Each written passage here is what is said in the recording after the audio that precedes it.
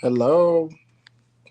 May you comment so that I'll know if you can hear me? I'll be glad to know if you can hear me. Um, I'm just coming to you today with another interactive video, um, just to interact with people. If you have any questions, you can ask me, and I'll be ready to answer. Um, if you see me looking down, it's because I'm trying to fix the video on my computer as well. Um, if you have any questions, I'm here to answer you. Okay. Feel free to ask me any questions at all. If you can comment yes, if you can hear my sound, I'll be really happy to know. If you can hear the sound, let me know, please. And if you want to join the video, you can use the link. I'll share a link with you so that you can use the link to join the video, and then you can share your views. You can ask your questions straight up. I'm going to fix that now. Um,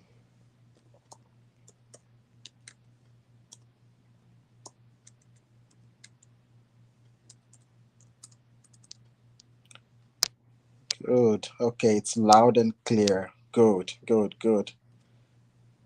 Okay, good.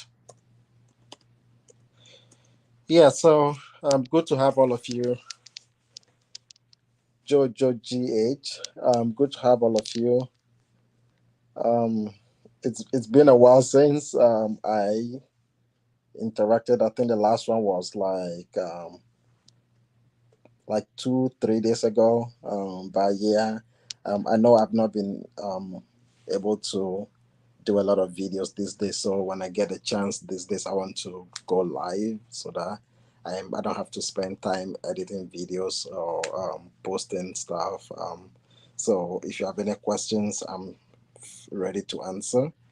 And we can start from um, if you have, let's say you are planning to take the USMLE, or you are taking it already, you are studying for it, or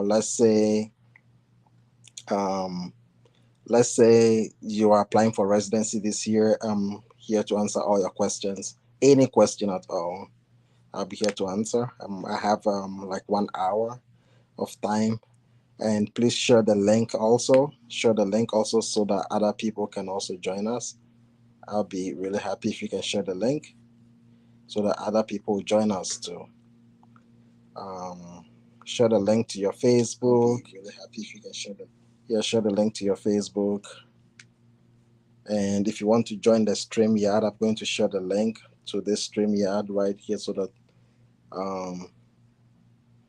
let me see, where is this?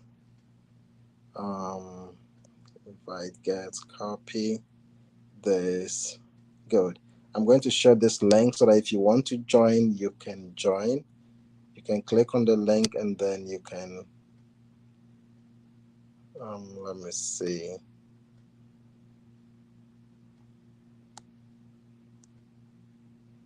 I'm trying to post the link here so that if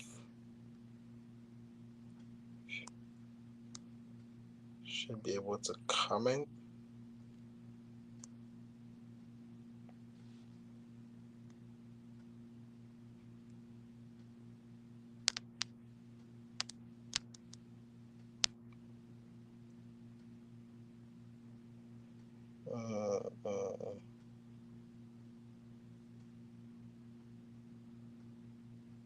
Good.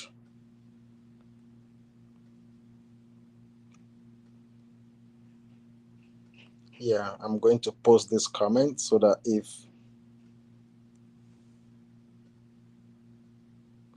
you can use this link to join, and I'll let you enter. Yeah, use the link to join the chat room.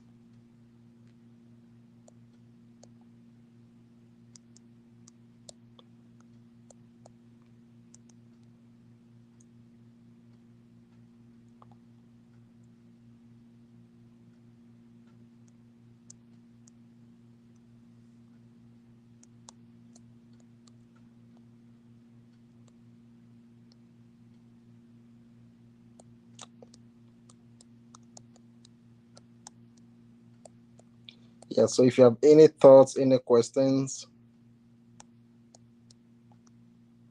you can join using the link. There we go. So you just click on the link. If you can click on the link, you will be able to share your thoughts with us, be it through video or audio. If you don't want to show your face, also you can do same, just so I can hear you and reply your questions. You can also type your questions if you have any questions. Um,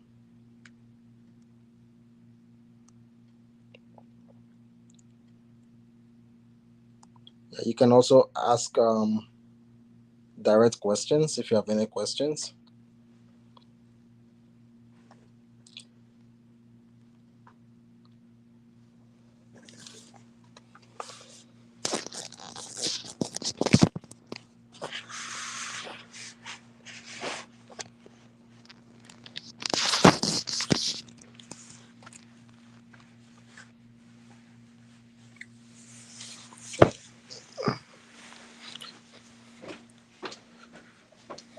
Just gonna shut this down because it's too bright. Yeah, good.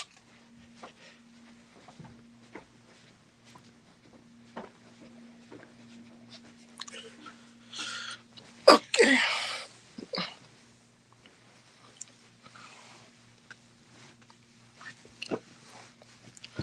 All right. So, um, if this is your first time joining this channel,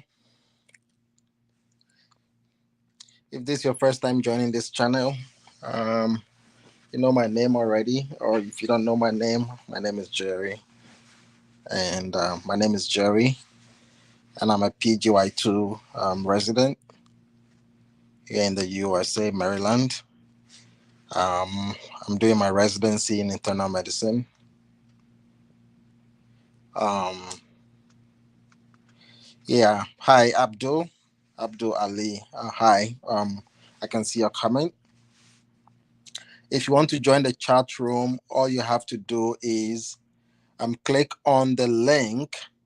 Click on the link that I have put up there, and then you can join the chat room and you can talk to me directly, and I can hear you. So join the chat room using the link. Or if you have any questions you want to also probably, you can also type your questions. Any questions that you have, I can answer for you. If this is your first time joining, my name is Jerry, and I'm a PGY-2 resident here in the US, Maryland. I'm doing my internal medicine residency. I'm in the second year of internal medicine residency. Um, you can ask me any questions at all, and if I have um, yeah, if I have answers, I'll be able to provide you candid answers to the best of my knowledge. Hi, Abdul. You are welcome to join my channel. If yeah, you said this is your first time, it would be very good to have you as part of the family from Nigeria. Yeah, so a lot of people think that I might be from Nigeria. Even also yesterday at work, I met somebody and they were thinking Nigeria, but honestly, I'm from Ghana. I don't know. Maybe I speak like a Nigerian, which is really good. Maybe I can hide my identity a little bit without letting people know that I'm from Ghana. Yeah, so I get that a lot. And so I'm from Ghana. So I have a guest trying to join. I will put you in. Okay. Let me see. Okay, unmute and add to stage. Let me see.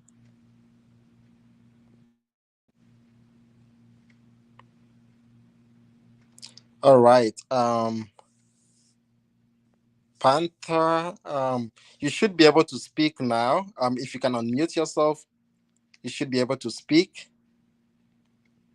If you can unmute yourself, you're already live. You are live in the studio. So if you want to speak, go ahead and speak. Unmute yourself, and I can hear you. Hello, Dr. Jerry. I Hi. don't know from your side. Is it morning or evening? It is 6:25 p.m. here. So um Okay, from yeah, Kenya. So my good. time is now is 1:32 a.m. Okay. Where are you speaking from, if you don't mind? I'm from Kenya. Kenya. Kenya. So you're speaking from Kenya right now. Yes, yes. That's really good. It's so amazing that we can talk across waters. Yeah, been almost 3 years now following your content. Cool, So I'm a DMS school student from my university School of Medicine cool, and aspiring to take USMLE next year. cool. That's really cool. I wish you all the best. Thank you, sir. Yeah, this is a very good journey. It's really worth it, and I know you've come very far already. What questions do you have for us, or what thoughts do you want to share with us today? Mm, the tips because I want to start early. So maybe if you have any tips for me or any other aspiring medical student from Africa or Mm-hmm. any other part of the world who want to start early. So that's the question I want to know today. Thank you. Cool. And you are in the fourth year. Is that correct? Yes, yes, yes. Awesome. Um, yeah, I can give you some insights. So basically, what I would say to you is in my situation, I'll use myself as an example. Um, when I was in the med school, I did not have any thoughts of ever writing the USMLE or sitting for the USMLE.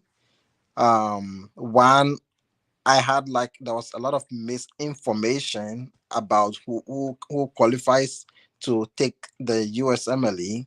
So in my head, first I thought it was hard and it was only for American students, and I also thought that before you sit for it, you have to have gone to school in America, and this was the notion that was going on in my medical school. um, Next thing is that I also did not have a family in the US. So I had no hope of coming to the US. So I was only looking to practice in Ghana, right? Um, so when I was in med school, I did not even study anything for the USMLE. I finished med school. My first year after I finished, I graduated in June, and from July, August, I started studying for the USMLE. So it took me a very long time to get used to how USMLE, how to study for USMLE, and how USMLE wants you to think about things, and some of the materials are kind of like in depth. So, um, yeah, so it took me a lot of time to prep for the USMLE because it was new to me. Everything was new. The advice I would give is that you would have to start studying early as possible. Like now, start gathering the material, start studying now whilst you are in your med school. Okay, make it a point to always review a topic, and when you are studying, when they are teaching you in school, you want to come back to the USMLE books, the first aid, um, get pathoma, get boss and beyond, and come and then review whatever is taught in school, the USMLE aspect of it, or the USMLE standard of that material that you are taught in school, and you will realize that you would come to a point where you would have to even dig deeper into learning the materials, and then you would know a lot of information. You start doing questions according to the USMLE, and over time you will become acquainted with the USMLE study materials. Now, if you do this in your fourth year, in your fifth year, and maybe in your final year, when you finish the med school, it wouldn't take a long time for you to take the USMLE. Some people are also able to take the step one whilst they're in school because now it's pass or fail. So you don't have to spend so much time like we did. I spent almost like 2.5 years studying for only the step one before it became pass or fail. So my advice is that you start studying now as soon as possible, okay, with the mindset that you want to take the exam, maybe whilst you're in school or right after school. So you don't have to finish before you start studying. That would prolong your time. You understand? So this is my advice for you. Start studying now. Gather all the materials you can find, offline version of them. You don't have to really spend money. Google offline versions of all the materials, be it first aid, be it pathoma, be it boss and beyond.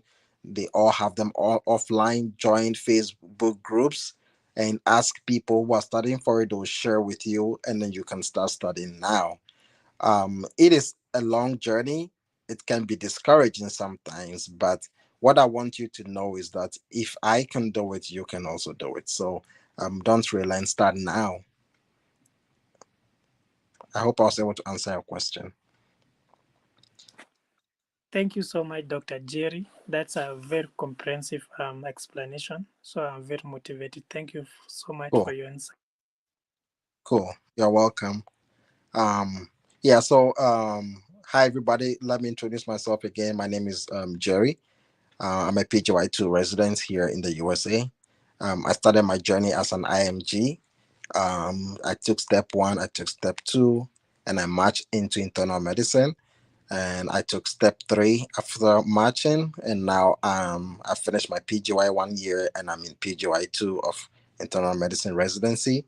So so when I finished, when I was studying for the steps, I decided to create this channel to guide a lot other people who will be taking it in the future.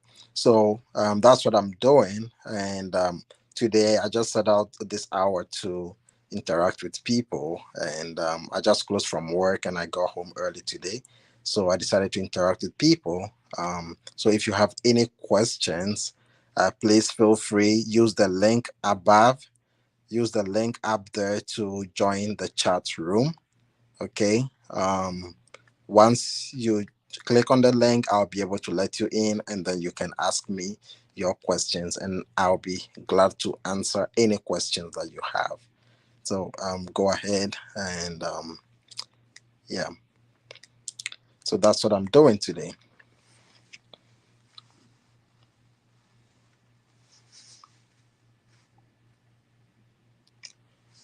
Yeah. Yeah. I know some of the questions that people like to ask is how I did this. Um I was able to study. Um it wasn't that easy, but it's just taking it a day at a time. I'm studying every day, studying every day. You wake up, study every day. It might look very like a very long journey, but it's doable. You will eventually get there. Um, Thank you, Abdul Ali. Thank you so much. Congratulations to you too. If you are also taking the USMLE, you want to join us to share to share your journey so far, what you've done, what is working for you.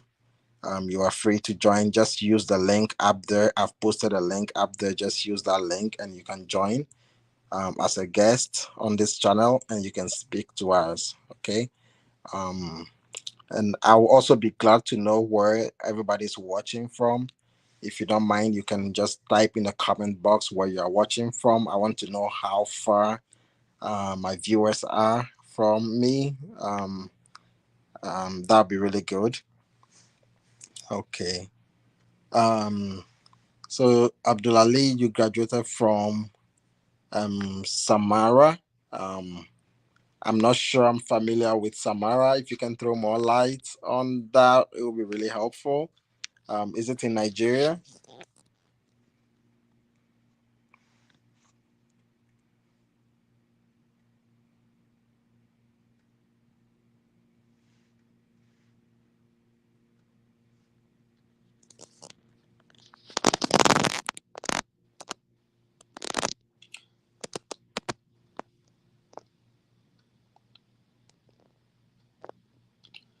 All right. So if you are just joining us, you can definitely join the link.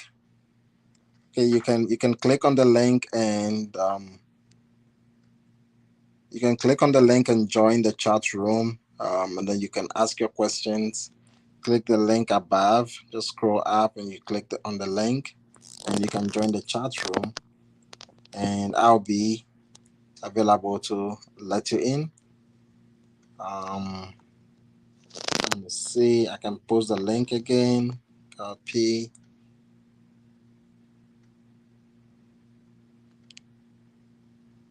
Okay.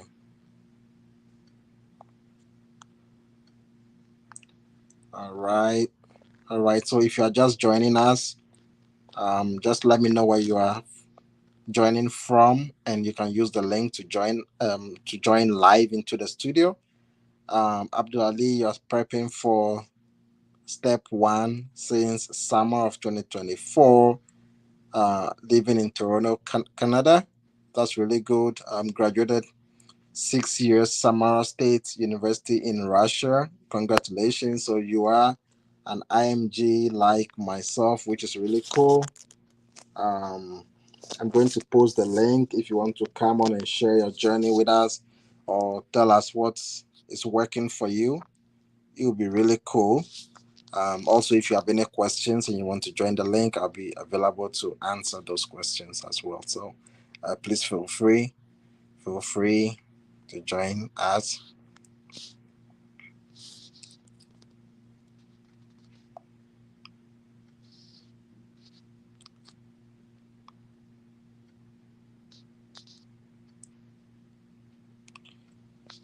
Okay.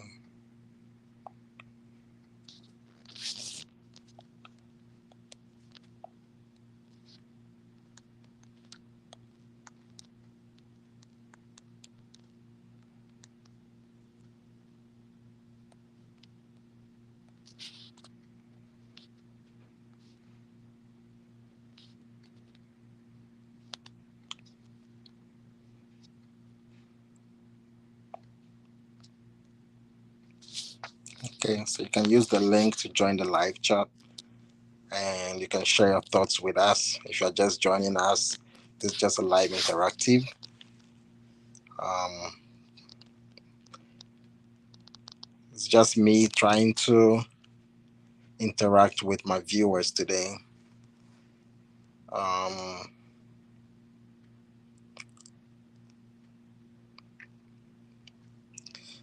so Abdul Ali, you were asking a question. How long did it take you for step one? So step one took me, I would say 2 years to, let me say, I started studying for step one in, let me say, so July, August of 2019. July, August of 2019, that's when I started.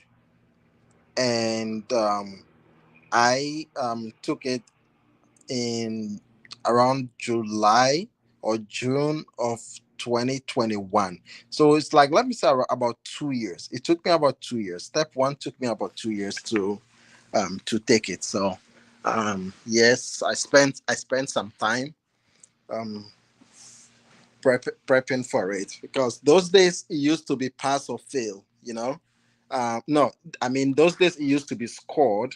And when it's scored, like, you need to really be ready, with, like, that you are getting good score on your NBMEs before you even try to take it.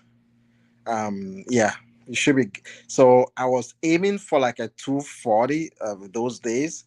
So it took me a lot of time to get to that. I only got 240, 240 something once when I was prepping for step one. It was really tough. It was really tough. So I got only 240 something once. I think my last NBME, I got 240 something and I went to take it. So, and I came out with 237 on step one. I wanted something above 240 something, but anyways, the ultimate is to match. After you match into residency, step scores don't matter anymore, and nobody looks at it. And even once you get an interview, step scores don't matter anymore. Those who interview you, the faculty interviewing you, most of them do not know your scores. They don't care about your score. It's only during the selection, maybe the program director, assistant program director, maybe the program coordinator might know your scores, but once you are selected for interviews, they don't go around telling people this person got this. That would create an implicit bias in their head. Um, um, yeah, so that's it. So if you are joining us, you can use the link. Use the link to join the chat room, and I'll let you in. Okay, if you can use the link, you click on the link and I'll let you into the chat room, and you can come live and interact with us. You can come live and join me and speak to me, and ask all your questions or give us your suggestions. What worked for you? If you've taken it already, let us know what worked for you, what you want to share with people. Yeah, so somebody has a question here. Let's go up and start from okay, Shana, thank you so much. Your question is, what did you match into? Yeah, so I am doing internal medicine. I match into internal medicine. I'm PGY-2 right now, internal medicine, in Greater Baltimore Medical Center here in North Baltimore. This month, I'm doing my cardiology rotation in Johns Hopkins, Bayview Hospital, and it's a really great rotation. There are a lot of great cardiologists over there and interventional cardiologists that I'm able to learn from. And I'm working in the PCU, Progressive Care Unit, and I'm going to be there for 1 month. Really amazing. Today I was short called today, so I got home at 6 o'clock and I decided to join live here so I can interact with people and still continue to answer questions, help people also get um, to this level. Um, let's go to Nathan. Nathan, okay, let me read. I can project it so everybody will see it. Okay, so this is what Nathan is saying. I have boards in my own country soon, and our board include topics equivalent to both step one and step two of the USMLE. What sources would you recommend to study both steps at the same time? Mm-mm-mm. Yeah, would I recommend studying both steps at the same time? It's kind of a dicey question. I would say focus on one step because the content of the exam for step one is a little bit different from step two. You need step two information for step two. You need step one for step one. Sometimes it overlaps so that when you are taking step two, you'll find some step one information on step two. Mostly biostats will always be there. Yeah, and so I would just say focus on one and study one, pass it, and move to the next. For the people who have been practicing already, they are licensed in their home countries and they've been practicing already. A lot of people say taking step two before step one is kind of cool because you've been practicing already. So it's like you have some clinical experience, and that helps with the step two. So yes. So I would say take one at a time. And now that you have your board exam also coming up in your home country, taking one before the other would be cool. Unfortunately, or fortunately for me, I did not sit for the board exam in my home country, I decided to use that time to rather invest into the USMLE and make sure I get a match. So I hope I answered your question. If you are just joining us, you are welcome to join the channel. This is just a live interactive for everybody to join. If you want to join, you can use the link that I've posted to join the chat room, and then we can you can speak directly to me. You can speak live and share your thoughts or ask your questions, and you can still make follow ups. Um, okay, I still have another question here. I'm going to project it right here. So Jojo GH is asking, is it okay to use the offline or PDF version of UWorld? It's definitely okay to use it. It has its own downside as well, in that you are not really able to track your progress. But you should be good if you are using it, and I encourage everybody to at least do some amount of the first pass some amount of the online version before taking the exam, so that you can test your speed as well. So if you want to start with the offline version, if you get it and it's organized into system by system, then it's really good. And you have, if you have the answers also attached to the question, it's really good. It's not a bad thing at all. A lot of people have done it and they have benefited from it. So I would say it's not a bad thing to do at all. Yeah. Um, just check this, make sure my battery is not running low. Can't even see the battery. Where's my battery? I have 37%, so I'm still good for now. Okay, so I have somebody joining the chat room. I'm going to let you in. All right, there we go. Um, hi. I definitely can see you. Good. You're welcome to join us. How's it going? It's going great. Good, good, good, good. May we know where you are speaking from? Okay, I'm speaking from Ghana. Cool. Ghana, how is Ghana? Ghana is good. Good, great. Great. You're welcome to join us. You can go ahead and share your thoughts or your questions with us. If you want to give us a brief intro of yourself, that'd be really cool.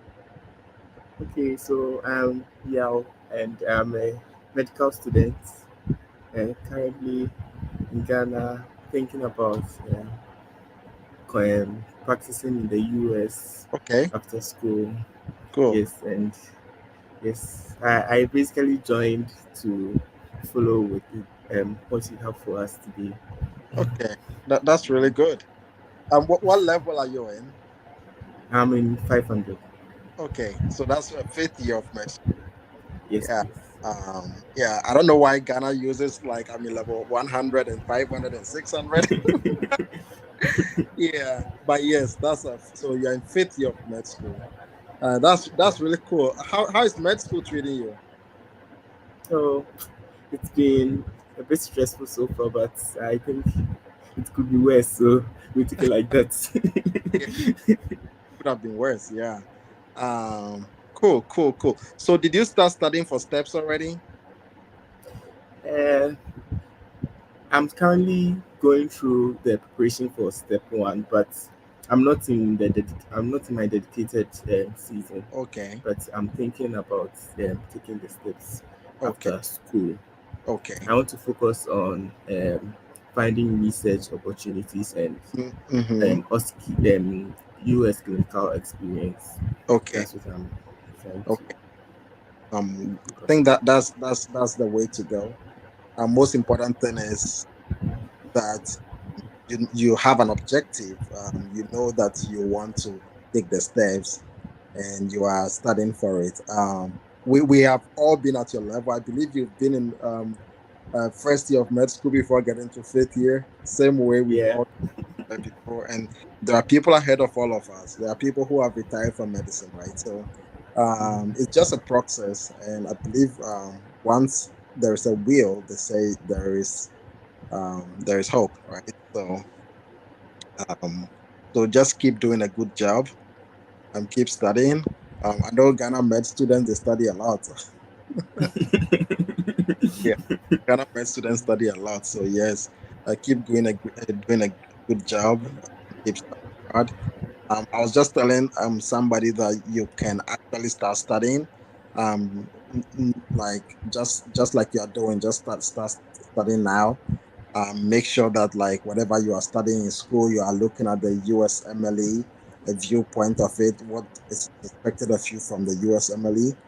Um, Thinking about the practice here, it's not. It's the difference is that you are not practicing based on, oh, I have an idea, I think it is this. No, you are practicing based on facts. I know this is what I should do for this patient. I know this is what is going on. I have seen this trial that has been done, and maybe 1,000 people were given this medication, and this is the outcome for those people. So the medication is actually a good medication. Let me try on my patient as well.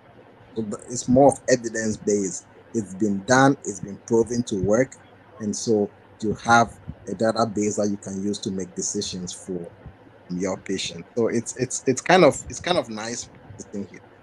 Yeah, I'll say yeah. It's a good direction that you've chosen for yourself. And, I wish you all the best. Okay, Thank you so much. think positive, think that is doable, and where there's a will, there's a. Yes, please. Please, I have a few questions. Okay, go ahead. Okay. So my first question is, how um, okay, I am interested in going to the surgical field, and from the little research that I have done, it Yeah. seems like surgical fields are not really IMG friendly, and I don't know if I should commit to it or I should think about maybe internal medicine or neurology or maybe Hmm. something else. Yes, I don't know if I can really commit to it. Uh, yes, so Okay. So one thing is, I do not discourage people. People have different goals. Some people give up, some people can push to wherever they want to be. There are IMGs that I know that have much into surgery. The number might be low, right? But I know there are IMGs that have much into surgery. I know people even from the US who have much into surgery, then on the way they give up and all that. Um, but yeah, if that is what you want to do, if that's what your passion is, if that is what, if you do, you can sleep at night, because if you are doing what you don't like, then it's you're not going to enjoy it. So if that's what you want, the best thing that you have to do is work on what would get you there. They like a lot of publications, right? They like experience as well, experience, and then recommendations. Definitely, the people that I know who have much into surgery, they spent a lot of time working hard to get into surgery, not just the scores, the step scores, but they actually got the US experience. um, because mostly surgery, you should be like, there should be a recommendation, you know, somebody recommending you. That is the easiest way to get into surgery. But also, most of us would not apply for surgery because somebody somewhere is saying that it's hard to get into surgery. So a lot of people will run away from applying into surgery. Everybody has their own what. It could be luck, it could be anything. It could be that, okay, you apply to this sport or this program, and because a lot of people did not apply and you applied, they'll have to pick you, right? So a lot of things can go well in your favor. So if that's what you want to do, just dig into it, make connections, talk to a lot of the people who have matched, and then you can also use match a resident. Hello. Yeah, you can also use match a resident to find programs that people like you have matched into in surgery, right? And then that's where you know where to apply to. That will also tell you people who have matched, let's say from Ghana, people from other countries that have matched into surgery. Quite a few people have matched into surgery who are from non-US med school. So it's doable. It's really doable. Yeah.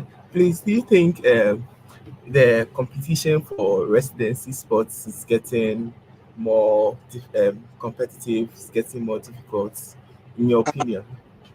I think it's kind of stable if I look at it, because over the years, around like from 38,000 to 48,000 people apply, and usually there's a surplus of about 5,000 to 8,000 people who do not match. And what I tell people is that, let's say they've um you have been mixed with 48,000 people, what are the chances that you will not be selected among them? Or if you put the 5,000 people who are not matching and the 35,000 that are going to match, what are the chances that you are not going to match? You stand a higher chance of matching than not matching, right? Yeah, and even if you don't match the first year and they add you to the pool for the next year, you still stand a higher chance of matching, right? Right. So I think the chances of matching into residency is very high. There's a lot of scaremongering. When I was applying, like I had a lot of people telling me, one, I might not match because people don't know my school.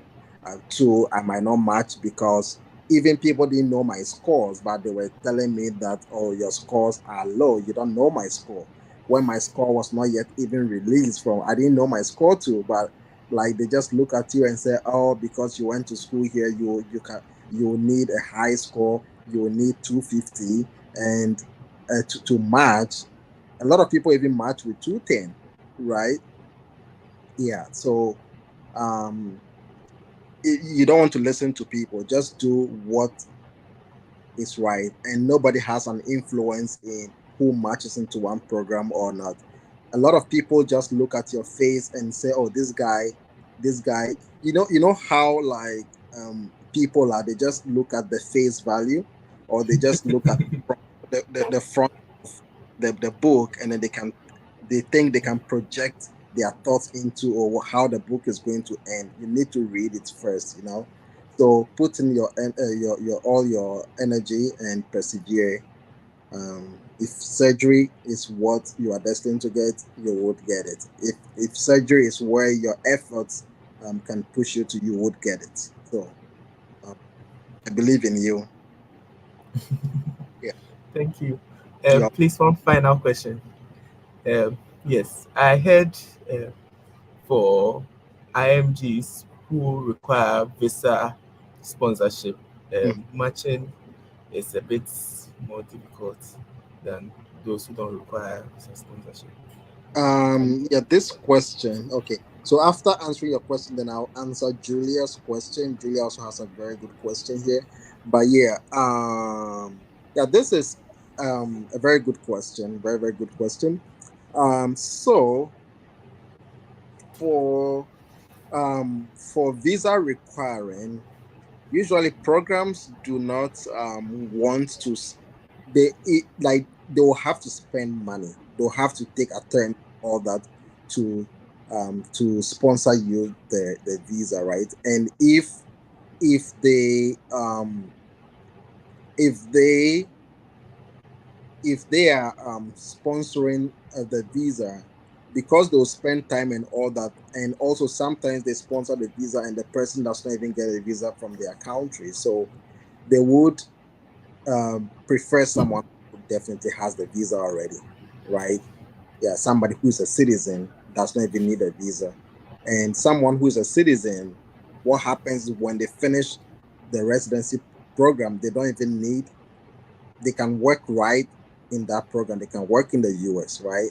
So that is what they look at. Every program will choose someone who has working papers before choosing the others. Matching, for me, I say you must apply a strategy in matching. If a program says we do not sponsor visa and you don't have visa, you have no reason to apply to that program because they are not going to choose you, right? So that is one of the things that you really want to.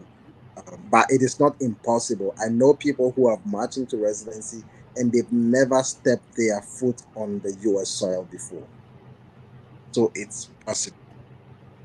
It's possible. Only thing is, I do not know any surgeon who has marched without stepping their foot on the US soil. That's what I don't know.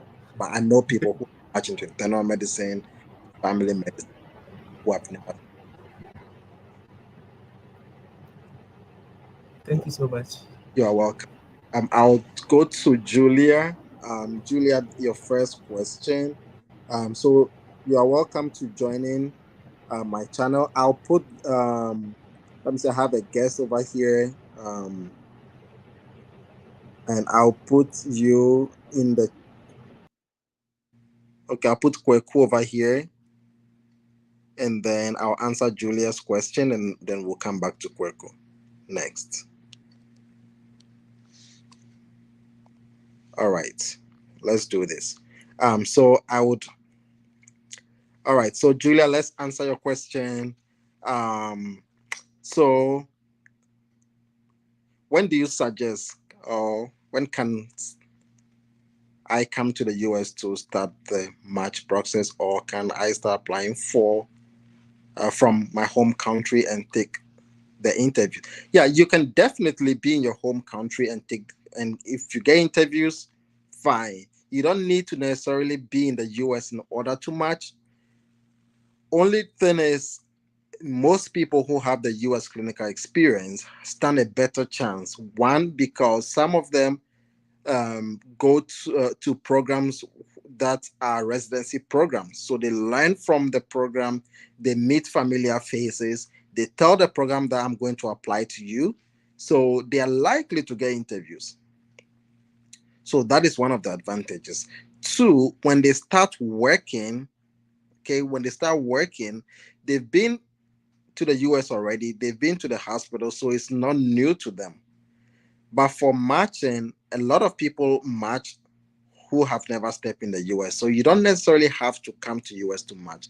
Most important thing is get your scores. Get step one, get steps to score, and apply for the match. Letters of recommendation. A lot of people get letters of recommendation from their home countries, and it still works. Okay, so just get good letters of recommendation and apply to programs that are IMG friendly and you are likely to match. But if you also are able to get visa to come to the US, you have money to stay in the US, fair enough. You can also come. You stand a higher chance because you can make connections. You can make physical connections with people. Yeah. Now, I would. Yeah, I would. Let me say. I'll come to Julia's second question. Then I will let this person the into so Julia, second question is how was your interview? Did you have any gaps in your CV? Like how did you approach answering um in your interviews if you did? So I talking about gaps, I graduated from med school in 2019 and I applied for March in 2023, right? I applied for the 2023 cycle. So for sure, I'll say I had a gap because my years of graduation was like almost 4 years or 4 years before applying. So how did I explain that? Usually, most people do not ask you about it. Most programs. So the way I approach my interview is that you want to lead the chat. You want to drive the interview. You want to lead them towards what you want them to talk about. Now, I see interview as a dialogue. You assessing the program to see if they fit for you and they also assessing you. So don't look at an interview as like as a job, okay? As a job where there's a boss and you are the subordinate. Programs also need to fill their spots. If they don't pick people, um, they will lose accreditation. Right. So you also know that you are an asset to them so that they can keep running their program. If they don't employ any residents, they are going to lose the accreditation for the program. So they need you as much as you need them. Now, how did I address the gap in my how did I address the gap in my training? I addressed that gap by by telling them what I did. Okay, let's say I was working, I was studying for steps. So I worked for some time, I studied for some time, and then oh, my camera has flipped. Um, yeah, how did it flip? That's impossible.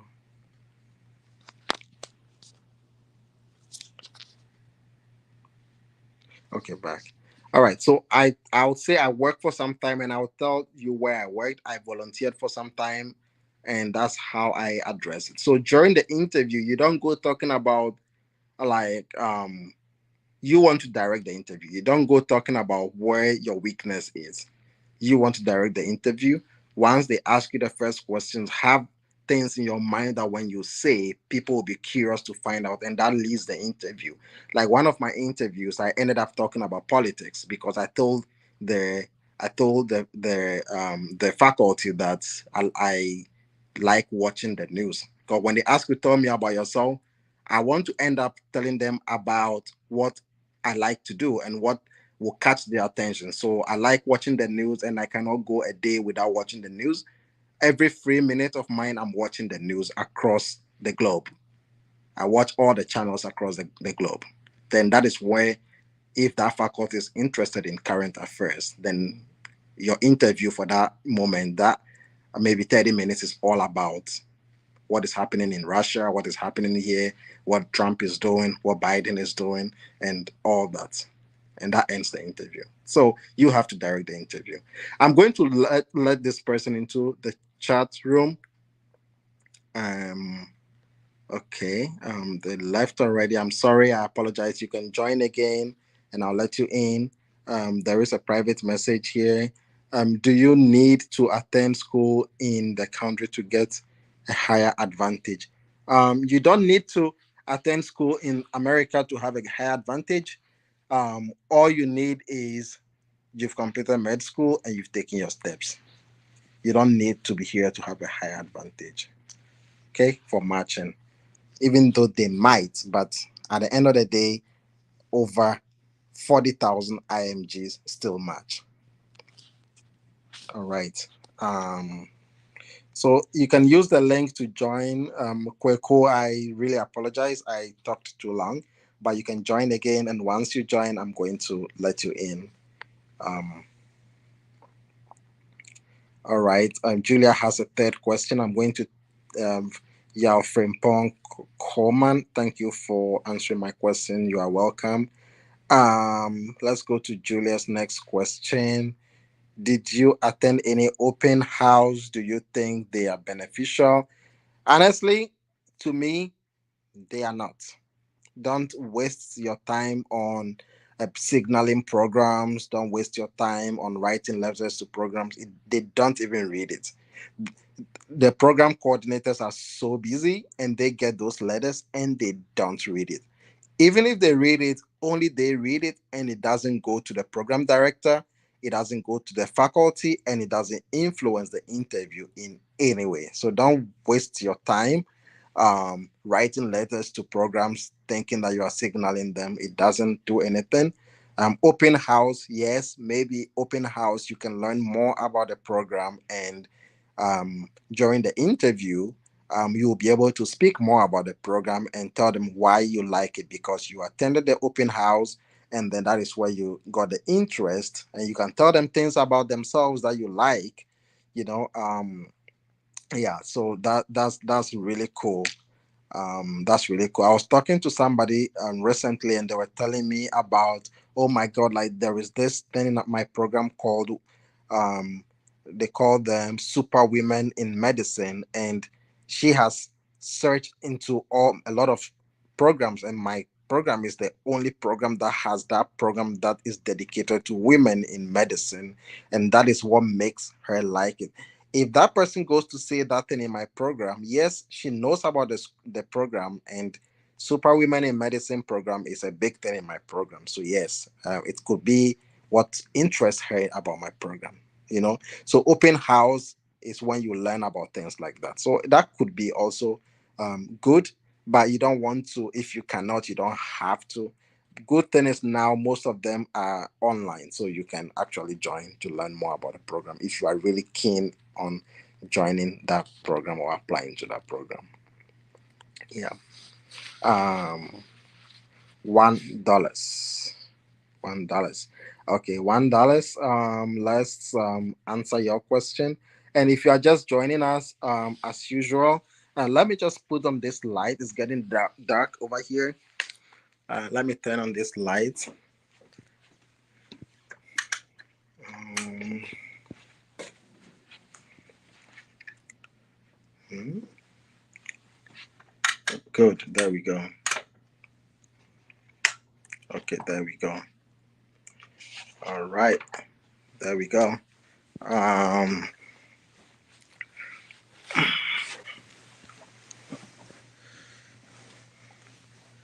all right. So let's do this. Good. $1. You have your question. Let me try to answer that.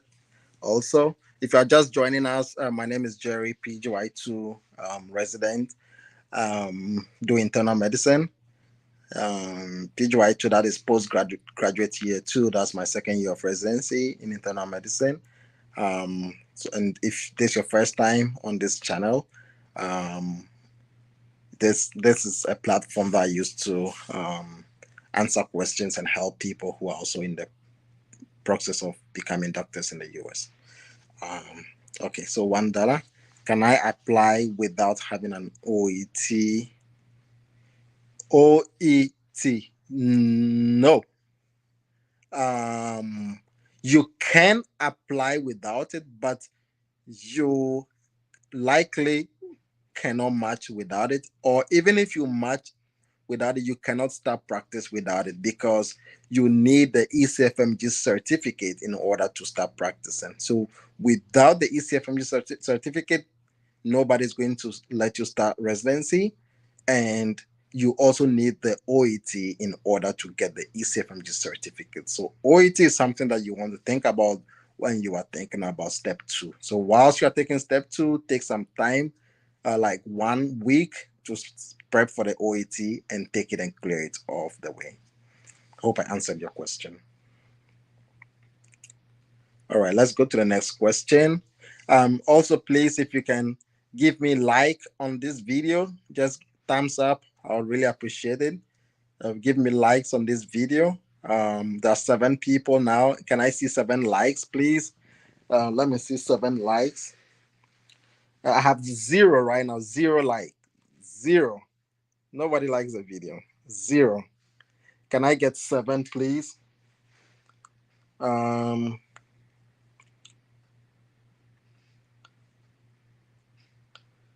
Nobody even likes the video. Okay, 7. Good. I have 7 likes right now. That's really cool. Thank you all. Thank you so much. Um, all right. I'm your big fan from DC. You helped me pass step one, and thank you so much for acknowledging that. Really awesome. Yeah, doing this makes me happy. Even if I can just help one person, it's really helpful. So thank you, and continue pushing hard. Try to take step two as well. Take OET and march into residency. Um, all the best. Wishing you all the best. Um, let's see. The next question from Julia. Um, cool. Um, yeah, and also you can join the chat room using the link. I'm going to share the link again, and you can join the chat room using the link. So I'm going to share the link again. Um, here we go.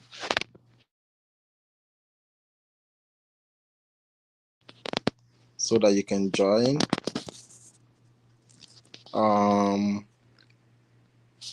there we go. So that's the link. If you want to join the chat room, you can just click on the link, and it should be good. All right, there we go. So you can click on the link and you can join as a guest. Okay.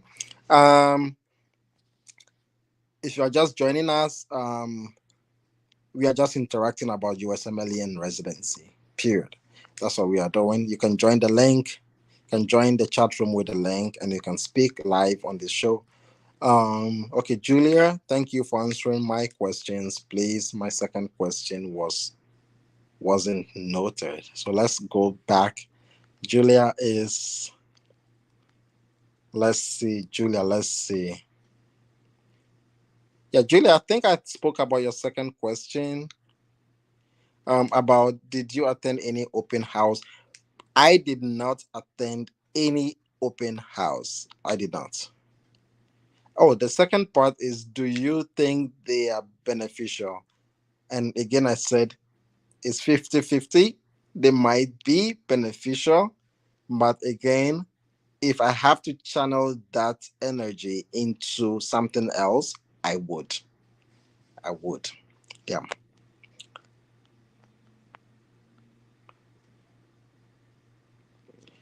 Okay. So, Julia, I think this is the part of your question that I did not see. Um, do you advise taking step three as an IMG? How difficult, easy was it compared to initial steps?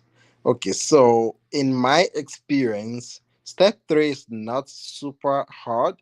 What makes it difficult is if you leave a gap between taking step two or taking your last exam and step three, you would have forgotten a lot of things.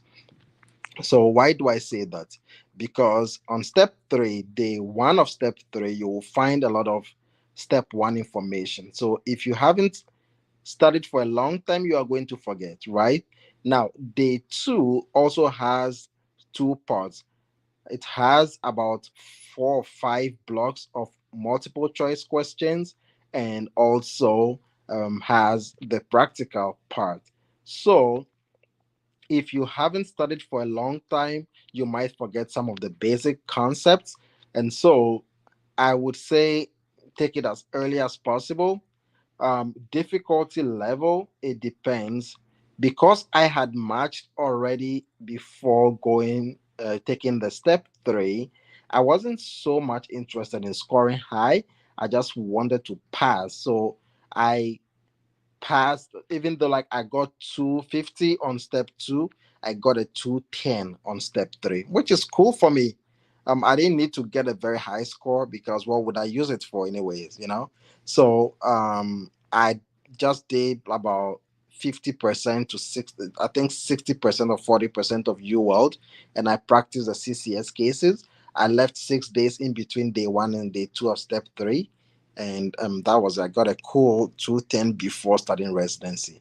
My advice is also it's also always better to take step three before you start residency. Um, hmm, let's see. I hope I answered your question, Julia. If anybody wants to join the guests as a guest, you can always join and then you can speak to me live. I'll be glad to speak to you live. Um, let's see. Next is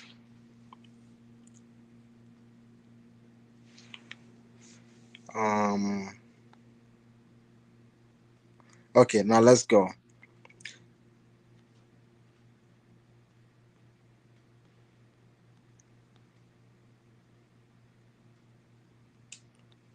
Okay, let's go.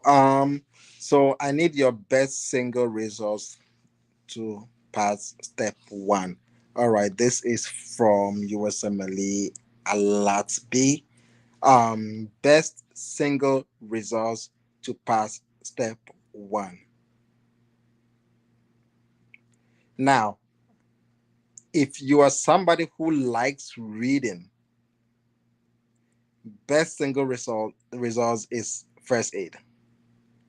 Now, if you are somebody who do not have time and you want to be as fast as possible, best single results is boards and beyond.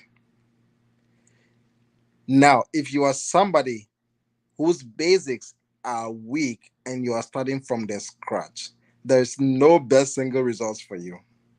You will need to try Dr. Najib, boards and beyond, and first aid and pathoma, like that. So usually it's a combination. It's not necessarily like one single results, but top of all the resources is boss and beyond and first aid. Those two are the best. And next, I hope I answered your question, USMLE Alabi. I like your name, Alatbi. Okay. Let's see, Julia. Um, is one observership enough? If you are in the US, so the secret is nobody is interested in somebody. This is how observership is. You go and you're observing with your eyes and your head, right? You put your hands behind your back and you're observing. That is observership. So you don't want to write the word observership in your application. Forbid it. Don't put any word like that, observership, in your application. Write clinical experience instead of observership. Write clinical experience instead of observership. Observership, nobody wants it. Nobody wants observership. Imagine like if somebody comes to you that they want to do an injection into your knee, would you give a chance to someone who has clinical experience versus somebody who has clinical observership in knee injection? So think about it. So you don't want to even put that word in your application. Never mention it that you did clinical observership. So it's clinical experience. So I did not do clinical observership. I hope that answers your question. I did not do clinical observership. I forbid that word clinical observership. Um, let's go to next. Yeah, so the link is right there. Okay, the link is right there. So use the link in the comments box and join the live feed.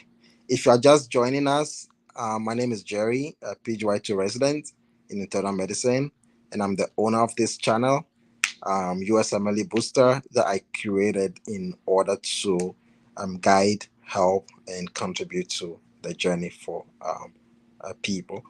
Um, all right, let's see. Next question. How many questions you would recommend per day to pass step one exams? Yeah, so somebody's just joined. I'm going to let you in, and then $1. Okay, let's go. All right, if you can mute yourself for us now, And let me see if I can mute you. Okay, I'm gonna mute you. And then after that, I'll open you. Let me answer this question first. So, how many questions in UWorld do I recommend?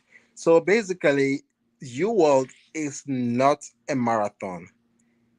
It is a study material versus a testing material. So, if you are doing UWorld for the first time, it doesn't matter the number of questions you do. It's about grasping the information.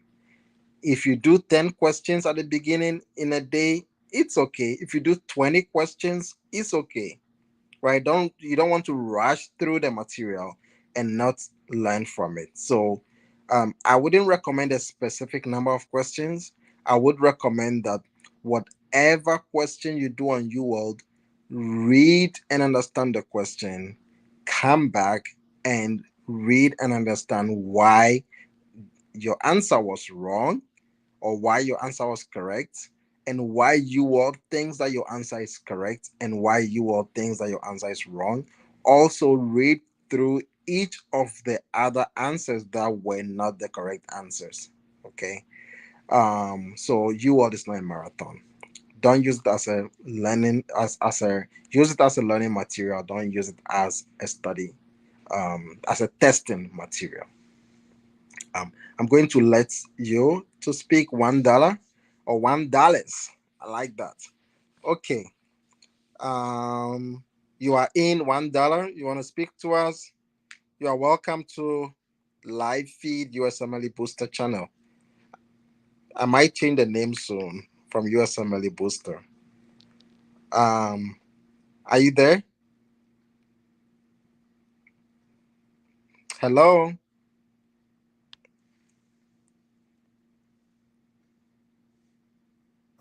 Hello? Hello. Yeah. Um, you can hear us.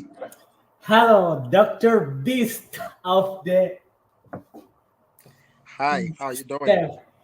Oh, I'm so happy to meet you.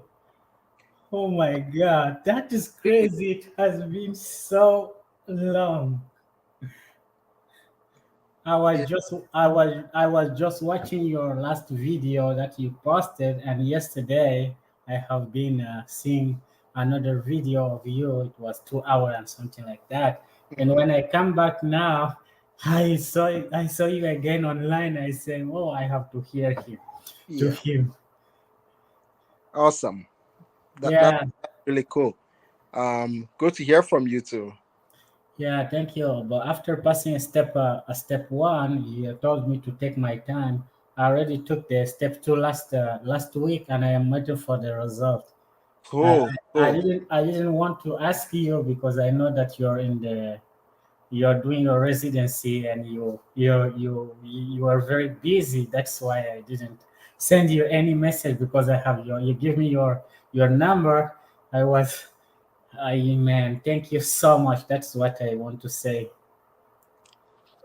Thank you too. I'm happy that you've taken the step two. I remember when you texted me that you passed the step one. I was really happy for you, and because I remember we started texting when I was in Texas, and then last time I was here, you texted me that you had passed. So I'm really happy for you, and you've taken the step two also.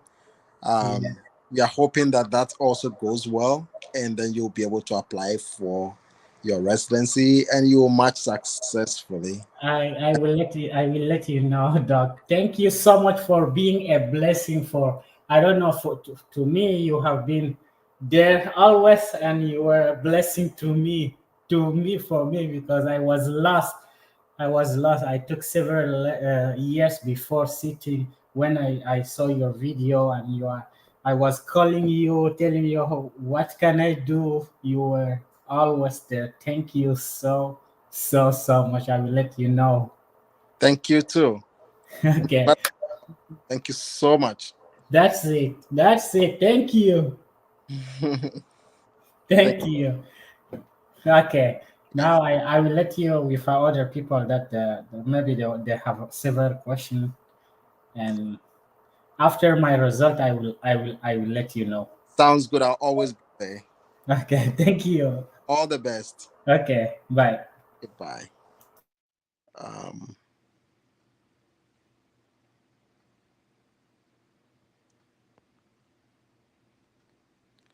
all right. So if you're just joining us, we are just interacting about USMLE to residency. My name is Jerry, PGY-2 resident in internal medicine. Yeah, so if you have any questions, you can leave it in the comment. I'll read it, project it, and we talk about it. Or if you also want to join, you can use the link and then you can speak to us, just like one Dallas just did. Also, I'll be glad if you can give me a thumbs up.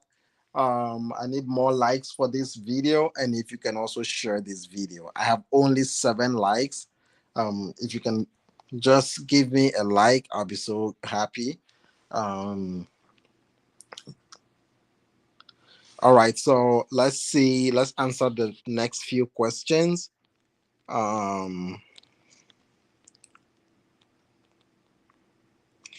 Yeah, Julia, do you mind reminding me about your second question again about the step 3, if you don't mind? Let's see. Thank you for the advice. Julia says thank you everybody. Let's see. Thank you. Okay, thank you too. Let's see. Julia's asking, did you have a research section in your application? If you did, were they published or manuscripts or etc. or ECT? So yeah, I did had case reports. I think I had 2 case reports that were actually published. I published one and I published one with a friend. There was one that I wrote it by myself and I published it in Curious. And my friend also published theirs in Curious, and I was part of that publication too. Um, then I had a manuscript that was not yet published. Okay, it was rejected several times, and I think I had 2 manuscripts that were not published before I started residency. But after I started residency, they got published. So one was about ECMO, and one was about vaping. Um, so yes, I had manuscript, and you want to list all that in your application, whether it's published or not. You want to list it. You are working on it. You're actively working on it, and once you can talk about it, you want to publish it. Okay, you want to write it into your application. It doesn't really matter. Um,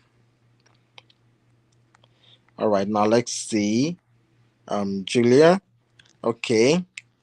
Then after that, we go to Panther. Your question will be next. Let's see.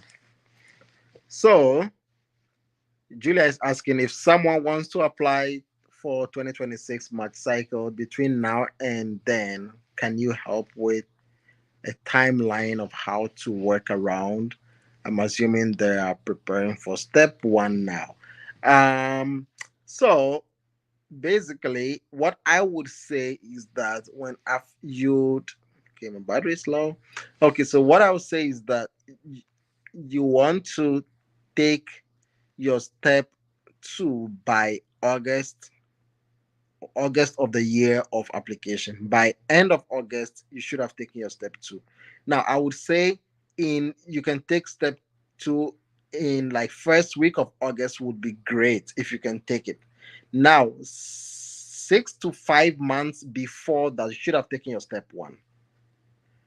At least take step 1, leave about 5 to 6 months between step 1 and step 2. So put step 2 at first or second week of August of the year of application. Now walk back 6 months and then take step 1. Right. And so you should be good by that, because you want at least 2 to 3 weeks before the submission of applications so that you can work on it. So I had just 2 weeks after taking step 2. So I had 2 weeks in order to work on my applications. I started my applications before I even got my step 2 results. So this timeline is kind of good if you are time constrained. You don't want to also leave a lot of gap between taking step one and step two. So right when you finish step one, take about 5 months, 4 months, 6 months to take step two. And once you take step two, work on your OET as well. You just need like 1 week to study for OET passively, and you should be good. Um, let's go. I hope I answered your question. Let's go to next. And you can use the link to join me live. Okay, use the link to join me live. Give me a like also on this video. I really appreciate it. If you haven't liked the video yet, I need a thumbs up on this video. Let's answer Panther your question. I am interested in neurosurgery. Sometimes I doubt if I get a chance. Yeah, somebody just asked about surgery. That surgery is competitive. Of course, surgery is really competitive. Neurosurgery is a big one, very competitive. You would need publications because that's all the surgery they want a lot of publications. You also want to have that experience. So say you're a neurosurgeon in your country, is a great one. Say you are also you've worked with neurosurgeons who will write good recommendation about you. That will also be a good one. So even coming to the US do to work with neurosurgeons would be very good to help you. So neurosurgery, yes, you have a lot of work to do. I will not doubt that. I will not doubt that you have a lot of work, but nonetheless, I don't have a lot of contribution to give you because I have zero experience when it comes to surgery. Um, all right, so let's answer the next question. I hope Panther I answered your question. Um, let's see. We are going back to Julia. You already answered my step three question. That's really cool. Let's answer next one. And if you are just joining us, my name is Jerry, PGY-2 resident. I've taken this time to interact with people and answer questions on this channel. After that, I'll put this video online and you can always refer to it. Other people can also learn from your questions that you are asking. So, if you haven't liked this video yet, give me a thumbs up. Next time, it will be suggested. If we post any new videos, you will get suggestions. If you've also not subscribed, consider subscribing so that you can also be prompted and or notified the next time that I post a video.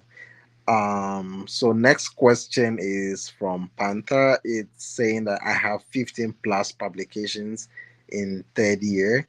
And I'm steering to publish more and stand a chance in neurosurgery. I sometimes have doubts about whether I can go for neurosurgery or neurology. That's a big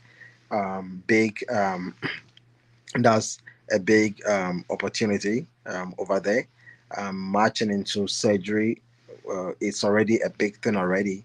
And also now you are going to it's neurosurgery specific. I see you like things about the brain, which is really good. I see your drive over there. I'm saving patients with brain stuff. So yes, keep working so hard. 15 publications is good, but you'll probably need more publications. So keep working so hard. Make connections with people who are in neurosurgery, and they can give you more information about how to match. Try to connect with new residents in and fellows in neurosurgery, attendings in neurosurgery, and they would be able to hold your hands and show you the way. Um, Unfortunately, I'm not able to really give. I don't have any experience when it comes to neurosurgery. Um, yeah. Um, all right. So I do have one more question from Julia. Um, but yeah, if you would permit me, I just want to grab. I'm sorry, but I just want to grab water quickly, and I would come back. Just grab water. 1 second. Please don't go away. Okay.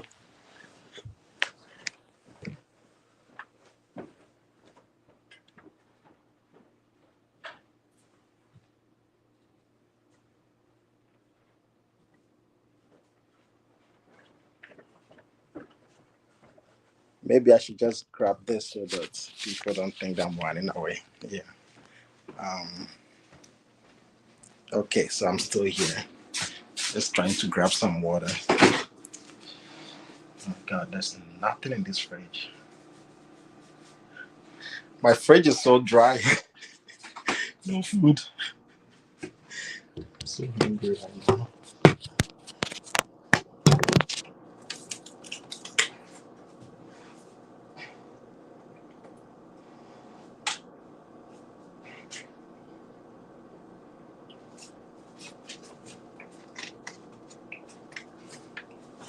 All right, so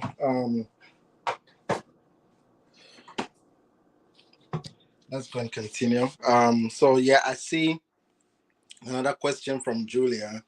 Um, so Julia is asking, how has your work-life balance been compared to work in Ghana? Um, okay, going to grab my charger. Work-life balance. Where is the charger? Okay, work-life balance. Um, I would say the hardest part was in PGY-1. PGY-1 is very intensive because it's like introduction to the whole thing, right? You are learning the system at the same time you are learning like how like clinical work, and you are learning how documentation, you are learning like cultural values, you are learning, so it's just a lot. It's just a lot. You are learning about your patients, how to interact with them, patient population. It's kind of different from Ghana. So PGY-1 is just that killer year. Like, it's too much. It's I'll just use that word. I'll be like, it's too much. PGY-1 is too much, if I want to be honest, because it was hard for me. PGY-1 was very hard. Um, Sometimes I felt like I was almost getting depressed. Like, if I want to put it bluntly, I'm trying to fix this phone here so that I can. Yeah, if I want to put it bluntly, I'll say sometimes I was getting depressed, but we I got it done. So, let me let this person into. Okay, I have a private message here. I'll answer that also. So PGY 1 year was very, very stressful for me. Maybe not everybody gets it that way because I was learning the Epic system. The hospital system was not so new, but working as a doctor here in the US was really new for me. There were a lot of things that I did not know, you know, a lot of things. And you are supposed to learn these from residency. But then again, residency programs expect you to know some of them already. So it's hard. It was really hard. Now, work-life balance. My schedule for PGY-1 was like really, really power packed. It's like working almost every day. Um, some Mostly we get 1 week, sorry, 1 day off in a week. Maybe every Saturday you are off, or every Sunday you are off. Um, so that makes it hard. Like, you are just working, and even though it's supposed to be like 12 hours, you can find yourself sometimes working 14 hours. And if you don't finish your notes on time, you might have to bring them home and you finish, and then next day you go and continue. There were times that I would submit my notes by maybe sometimes midnight, the notes for the morning or the notes for the day, my progress notes, I will submit them at midnight. Sometimes my attendant will have to text me, Jerry, I'm waiting for the note. And I thought I've submitted it already. So it's a lot of things that you need to keep track of. So it was hard. I would not lie to you. PGY 1 year was very hard. And I believe if you ask anybody, they'll tell you PGY 1 year is the real, like it's hard. Then after PGY 1 year, you realize that you've learned so much that now when you're going to ED to admit a patient, you know the questions that you are going to ask because you've seen this before. You have like a workflow, like you know what to do, and there's not so much oversight because now the focus is more on the first years, than being on the second years. Not to say there's no focus on you, but you would have learned a lot already that you can work almost with less supervision than um, the first the PGY ones. So it was really hard. Now, family support is something that I would say that if if you are coming here, like I would advise that you come with your family if possible. That would be one of the greatest things, because imagine going to work and then you come back after 13, 14 hours of work, and you come home and there's nobody to talk to. Then you get up the next day and you are doing the same thing. You get up the next day doing the same thing. Like, how would that feel? That is not healthy. So if you're coming with your family, is the best. Okay, is the best. Or you find a way to be happy outside work. You know, um, maybe if you have friends and all that, it will really help. Um, so I hope I answered your question. If there is a specific that you want to ask me, I'll be glad to answer it. So feel free. And let's see. Why is this thing not standing? I'm just surprised. It's misbehaving. The phone is misbehaving. All right, let's answer this private message and we go back into. Okay, so the private message, it's saying that, do you need to attend school in the country? I answered that already. The next one is saying, I always have questions about how to do the emergency medicine work. What do they do? A trauma? Are they trained for emergency surgery too? Um, um, that is a hard question. I do not know if they are trained for emergency surgery, but definitely there will be surgeons on call that they can always reach out to. There will be surgeons on call, and I believe they will be trained in specific procedures that they can easily do, like arresting hemorrhage, a tamponade, someone who had maybe tension pneumothorax and all that, or hemothorax and all that. I believe they'll be trained to rescue patients with that, and I believe there'll be surgeons also available like 24/7 that they can call if someone needs to be wheeled to the OR. They'll be able to do it. Um, yeah. I'm just gonna grab my computer. I'll be right back.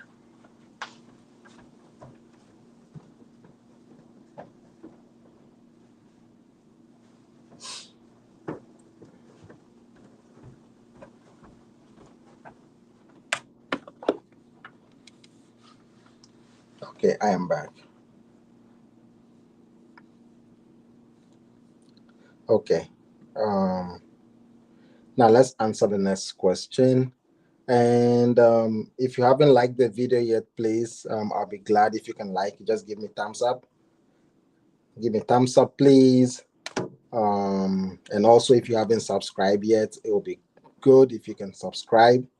Let's answer the next question. Um,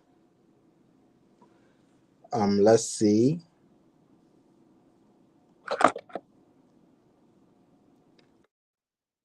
All right, we have a guest. Let's let the guest in. All right, let's let this guest in. And before then, I'm going to post the link again, and then we'll let this person speak. Um, okay. Oh my God. This thing is now behaving. Sorry about that.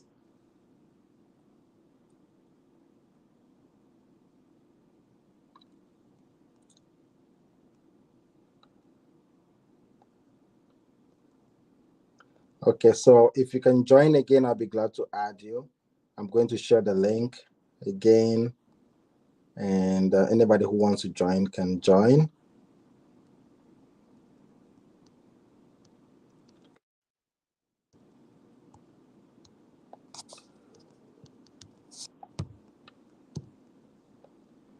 There we go. I'm going to let them in again. All right, there we go. All right, so you can join now. All right, so we can hear you. If you want to speak, I'm going to unmute you. All right, so there you go.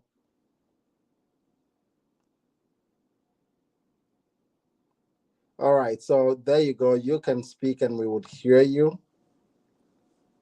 TUJ, you can unmute yourself and then you can speak, and I'll be glad to speak with you. Okay. Cool. Hello, sir. Hi, you're welcome to join us. Thank you, sir. Uh, my name is Tamuye Junior. I'm from Cameroon. Good. Um, I'm actually studying general medicine Cool. at the Faculty of Medicine and Biomedical Sciences of Yaoundé 1. Mm-hmm. Congratulations on that journey. Thank you, sir. This is actually my first year. Okay. Yeah, you're still doing great. So, well, I just entered the YouTube video, like they said it was live streaming, and well, I was not really prepared for this.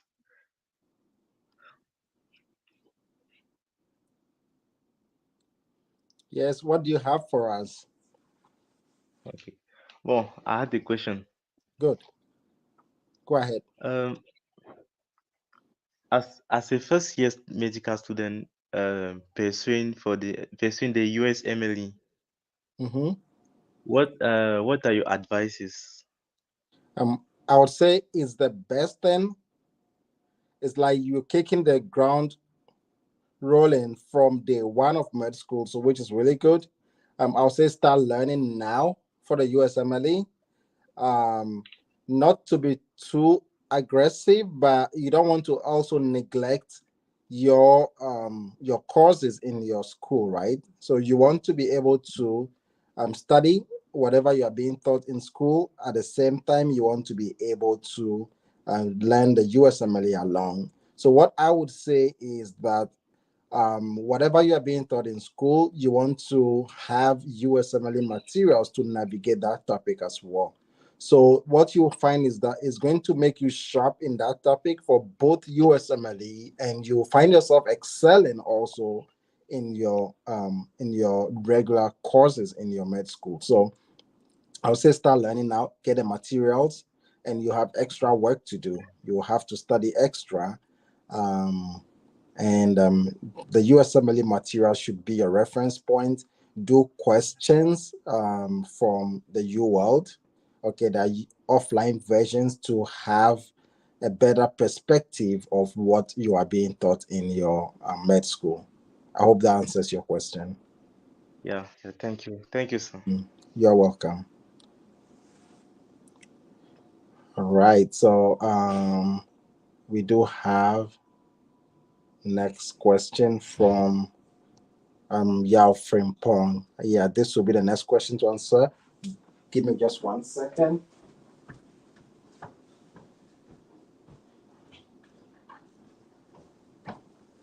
Get over it. So I need some lighting here. Good. Think I need some lighting, so this would help us. Great. All right. Yao Frimpong, let's answer your question. Um, it says, do or does your residency program have electives or observership opportunities for med students?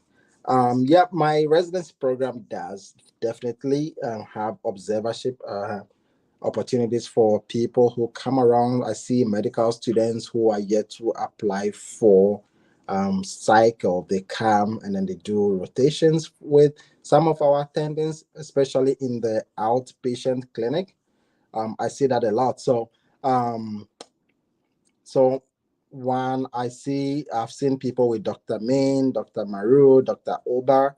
So if you want to an opportunity in my program, you want to email these doctors. If you go to the website of my program, it's called Greater Baltimore Medical Center, or simply GBMC. GBMC, I'm gonna put it right here. GBMC Hospital. Yeah, hospital. Yeah, it's right here. GBMC Hospital. And then you want to message some of our attendants. You can find their email on the website. You can find them, Dr. Ober. Dr. Ober. If you can message Dr. Ober, I'll write his name here. Ober. Dr. Ober is originally from Nigeria. He's worked in the UK. He's worked um, in my hospital for over years, several years, almost retiring. Dr. Main is my faculty attending. Dr. Main is also great. Um, so also you can message him as well. And Dr.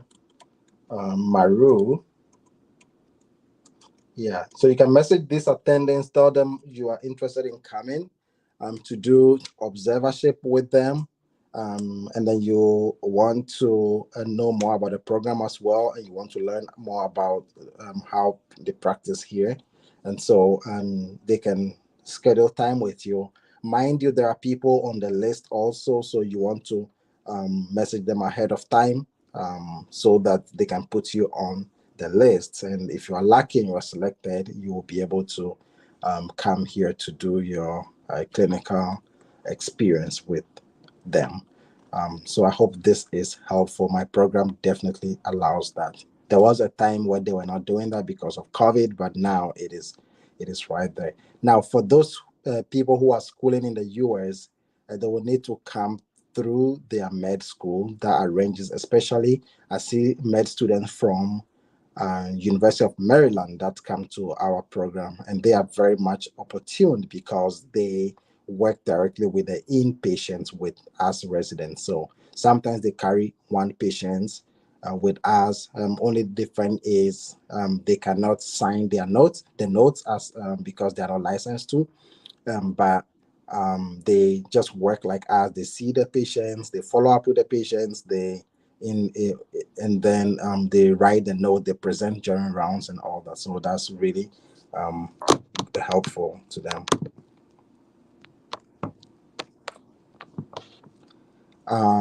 Can we answer the next question? I hope my answer was helpful. Um, let's see, Julia, did you have any fears or doubts starting residency? How were your how were they addressed? Okay, yeah, of course. It's there's always fear of the unknown, right? There's always fear of the unknown, like going into something that you have no idea how it's going. I was happy at the same time. I also had my own doubts. One of my biggest challenges or doubts was like like imposter syndrome was something that at the beginning of residency I felt that I wasn't qualified enough to be here. I thought my knowledge base was so low. I had forgotten a lot of things. I thought I was just not good enough to practice medicine in the US. But when you do practice over time, that fear goes away. One of my fears also was that will I get kicked out of the program for not performing well? And so, if you are preoccupied with the thought that you will get kicked out because you did not perform well, then you would always not do well. You need to let go of all your fears and just work as anybody. Nobody is sharing their fear with you. Everybody has their own fears. That's what I've learned over the years. Every single person has their own fears. Some people might be very good in one area, but might not be good in the other area.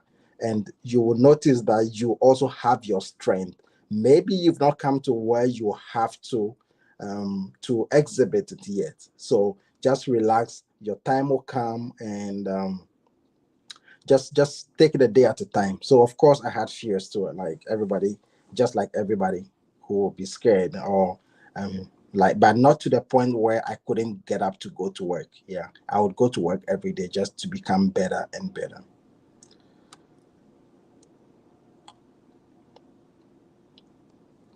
Um, cool. Thanks for your advices. Thank you. Let's see, please. What is your advice for a first year med student pursuing USMLE? I'll say start learning now.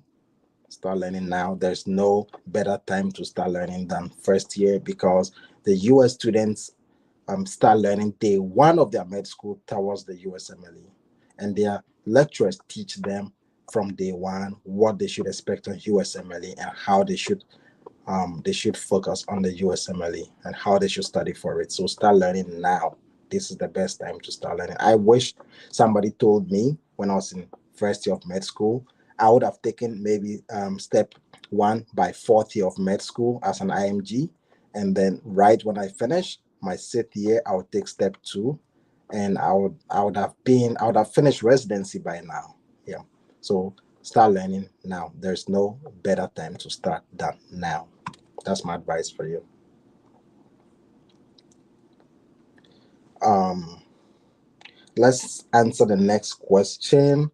It says that please, okay, it says, where were you left to handle cases on your own, or you consult attendings and senior residents?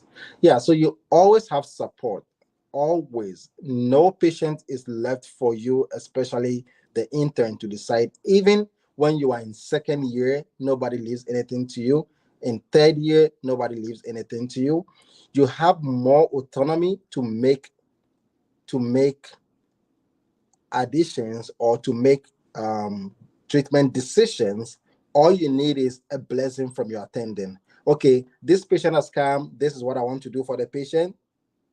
And your attending will say, okay, yeah, I agree with that. Let's do that. So you are not left to treat patient from when they came in till when they left. But sometimes when you become a senior resident, you are able to handle the patient from, let's say, in the evening until morning, that you tell your attending what you admitted a patient for and what you've done so far. So that is the time that you have, that you are probably left alone. But ideally you are not left alone. But as maybe a third year, you realize that they can decide not to tell the attendant until the attendant wakes up in the morning. So that is okay. Sometimes second year also I do that. Also I can hold the patient because I'm comfortable with the patient. And then as a second year, i'm at, I'm not the admitter, but I am admitting the person with my senior. That's what I've done so far. So I ran it by my senior. So you always have somebody on top of you, who is going to be guiding you as to what to do. And you discuss your plan with them, and they'll say, okay, let's do this. Rather, okay, I agree with this. Let's add this. Let's take this out. And they help you to reason through. So you are not left by yourself. Never are you left by yourself, even until you graduate from residency. You are never left by yourself, because we have a hierarchy where we have medical students, we have interns, we have second years, we have third years in the team, and the attendant will be the person at the top of the team. And even when things get to the level where attendants cannot handle it, or attendants need support from other specialists, we consult. We consult like neurology, we'll consult neurosurgery, we'll consult with nephrology, cardiologists, and all that. So we all have levels. And I'm working this month with a very great cardiologist. and Dr. Kellyman. And even when I'm working with him, even though he's very great, he still he'll create a group. Like today, we had a patient who came in with a reaccumulation of pericardial fluids, who is tamponadine. We admitted this patient yesterday, and they had worked this patient up for a lot of things already. So yesterday the discussion was, okay, we were not going to order additional labs because most of the labs have been, or the pericardial fluid has been tested already, right? And then so today, the fellow who was going to perform the pericardiocentesis um, texted me asking me to put in labs that we want to test. But for me, I thought we were not going to do any further labs because we had already done those before. And that was a discussion yesterday. But then today, when I reached out to Dr. Kellyman, so he also put in like into the chart, it was a group chat. So he added three more attendants, the attendants that read the echo, those who do the interventional cardiologist. He added two of them also, and also added one of the attendants that had seen the patient in about 4 months ago. So now they all brought their heads together, and then or this one says order this one says order that, this one says order this. And some of them were saying, okay, this could be cancer, even though the patient tested long time ago and there was no cancer cells that were found, no malignant cells that were found. But this time around, the fluid was bloody. So we are like, oh, this one who said it could be a cancer could actually be right. So at no point are you left by yourself. There's always somebody on top, or there's always someone beside you that can always be of help. Um,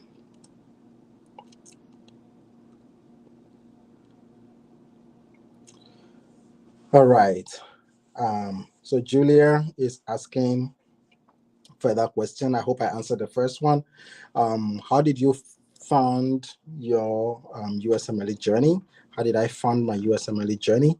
So basically, I did found it by myself. I After school, I still had some job that I was doing, so I was putting that into. It was more like an investment for me, so I didn't mind putting all my savings into my education, and anything that I earned from my job, I was putting into my education. Now, if I had to do it again, like I spent a lot of money on my journey, but not if I had to do it again, I'll spend less. Even maybe I'll spend like maybe 1/10 of what I spent today, because like there are a lot of resources out there that are free. Boss and Beyond, I registered for it for twice. Pathoma, I registered for Pathoma twice. Um, as for UWorld, I think I registered step one. I subscribed to you step one of UWorld twice, step two twice, step three once. So if I had to do this all over again, I would use offline version of Pathoma. I'll use offline version of Boss and Beyond. I'll use offline version of UWorld for the first pass, and do online for the second pass. Pathoma, the same. I'll use offline version, and I wouldn't pay for them, right? When I started, I didn't know, so I had to pay for some different thing in you in the registration for the USMLE that I shouldn't have paid, because I asked the wrong person, and I didn't ask for confirmation before paying for it. So I lost like a $250 right when I started. The first money I paid was $250. I lost it. So I would have done things differently, and I'll save a lot of money. So my advice is, do not hide your process from people. Get in touch with people who are also in that same journey with you, who are a little bit ahead of you, or who have done it before, and ask them questions before you spend any money. Ask people, how did you do this? Is there a free version of this? Is there a cheaper version of this? Okay, and you can save money. So um, for me, money is not a limitation. It can never be a limitation, and it has never been a limitation. Um, Let's see. Next question from Panther. Let's see. Did let me see. Do med school grads matter as IMG? What do you mean? Do medical school grades? Oh, sorry. I'm sorry. I do medical school grades matter in as an IMG. Not really. Not really. Not really. I mean, if you are submitting your MSP or you are submitting your transcript, yeah, it will look good on it, but not really. Every med student who has graduated from med school is good. I would say so because graduating from med school is not enough unless it's not easy. Unless the person fails everything, then it makes it matters. But I don't think typically it's really matters. All you need is to show that you can pass the step one, step two. Yeah, I think whatever you get in your IMG thing does not really matter. All right. If there are no further questions, we might have to end it here. I'm just gonna wait a little bit and see if anybody has any further questions. And if you can also like this video, I'd be very glad if you can share it with people. When you can also subscribe, I would be doing more interactives. And if you want to be notified, then you want to subscribe and turn on the subscription button. And so I would probably end it here. Tomorrow is another day. Try to get some sleep and wake up again. Thank you so much, everybody. Thank you so much for joining me today. I'm really happy to have all of you join. Thank you, Frimpong. Thank you, Julia. Thank you, $1 for joining today. And thank you, Abdul Ali. Um, and thanks to all of you for joining. Thank you so much. Um,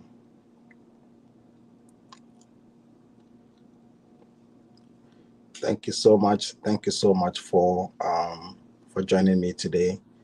Um, and if you can share this video, I'll be very glad so that anybody who wants to learn from it can learn from it. This was a cool. How many hours did we do? This was a cool. Let me see. I think we've done about two. Is it 2 hours? Yeah, about 2 hours of interactive.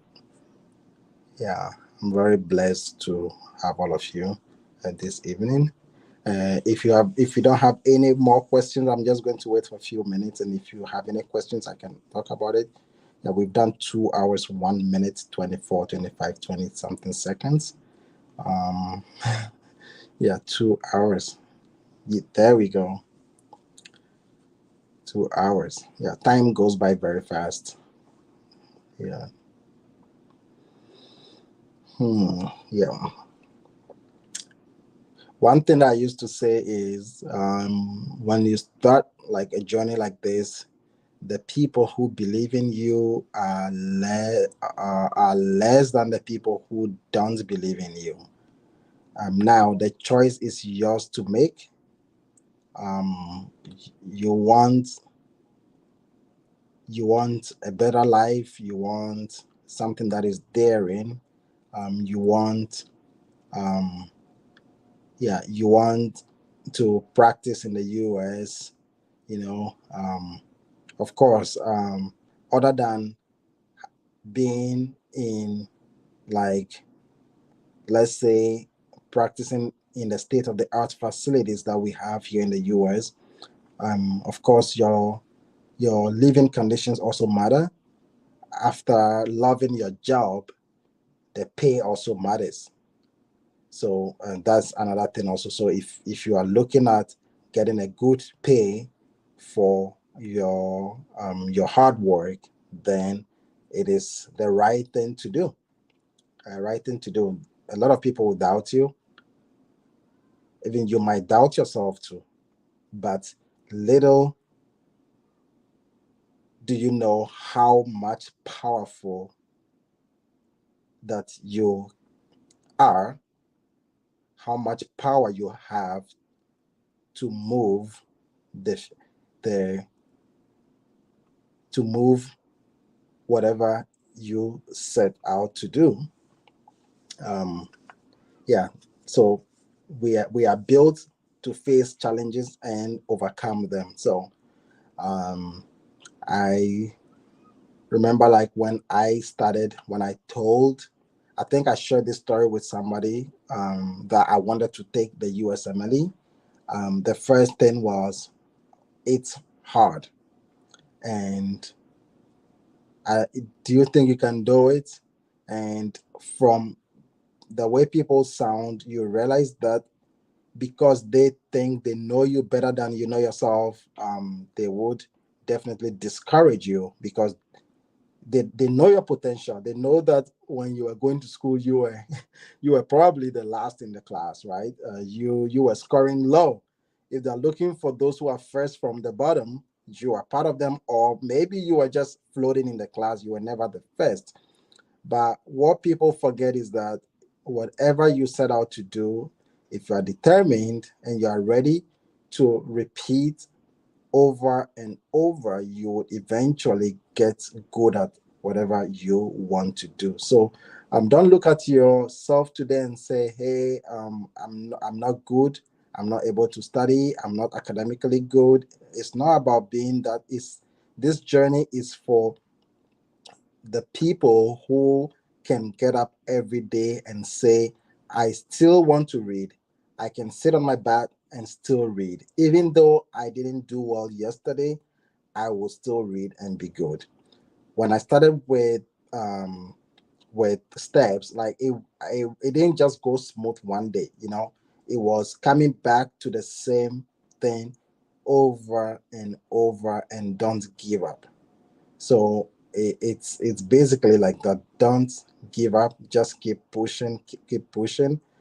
Everybody can do this. Like, I bet you, like, every single person can do this. The only people who cannot do this are those that it's obvious that maybe they have learning disability or something. But every single person who sits and studies this over and over and over again can know this, and also pass the exam and practice.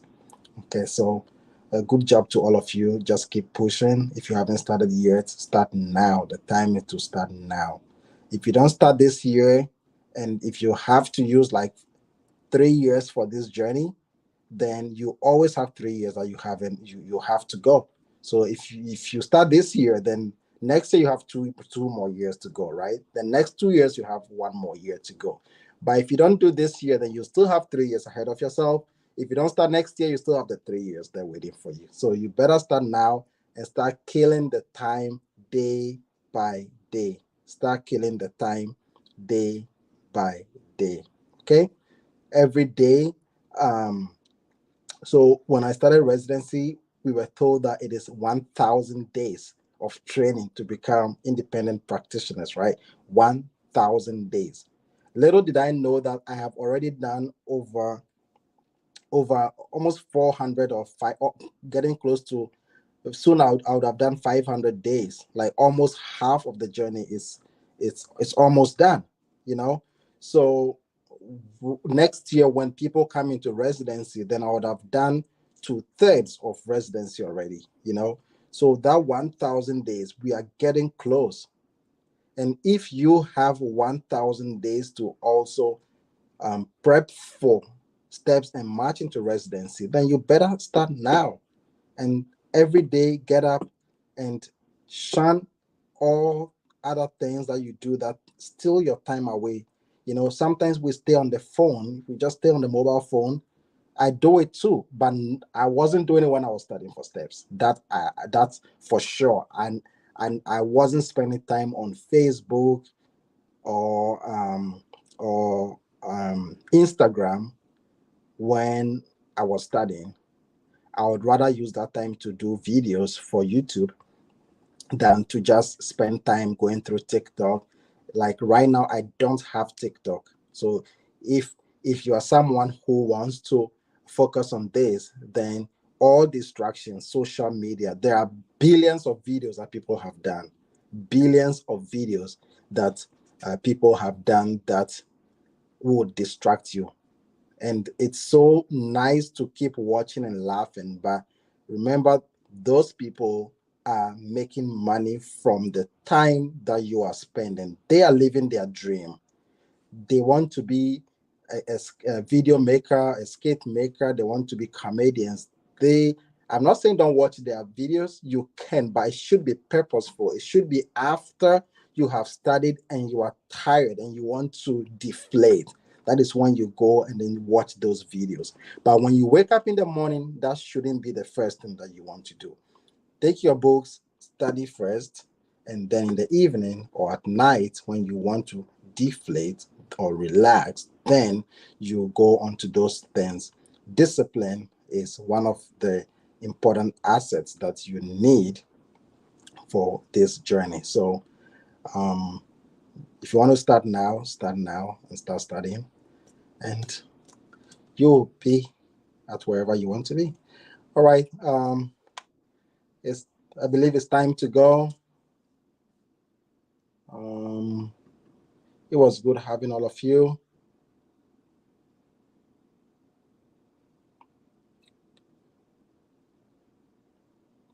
And I'll come to you again. I'll come to you again somewhere, maybe on Sunday. Yeah, tomorrow Saturday. Work on Saturday. Maybe on Sunday. Um, I would be available, and if I have time, I'll be able to share another episode with all of you. Um, how do you become a U.S. citizen after marching? Says who? Let's see. It is a journey. So basically, to become a U.S. citizen as somebody who has not lived here before, so you would have to have had a green card, right? And you would have to lived in the U.S. for at least 5 years in order to apply for the citizenship.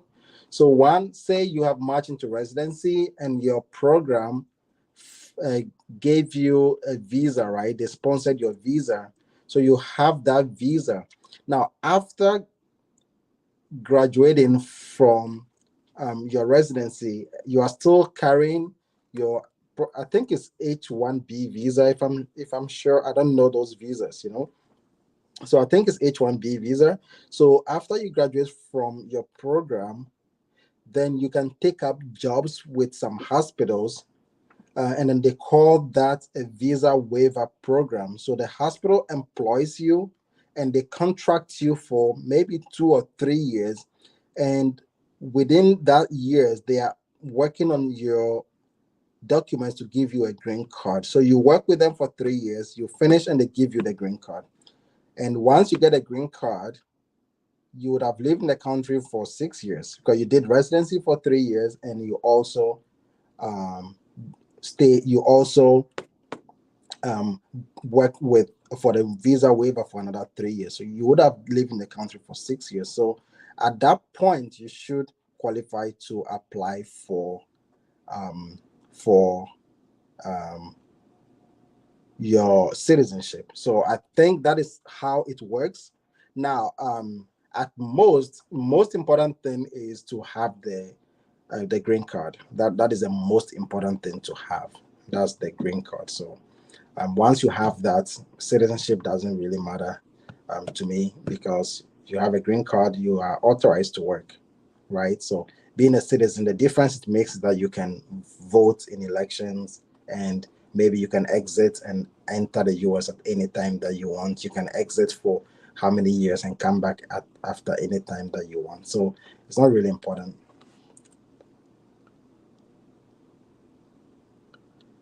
Um, Let's see, next one. How do you become a US citizen after marriage? Oh, I think I answered this question already, so that's cool. How do you become a US citizen after marching? So I answered this one already. Yeah, Jojo GH. I think you are late because we talked about this for how many hours ago? About 30 minutes ago when we talked about 2 hours. So yeah, we've been doing this for over 2 hours 13 minutes, and it's really cool to have all of you.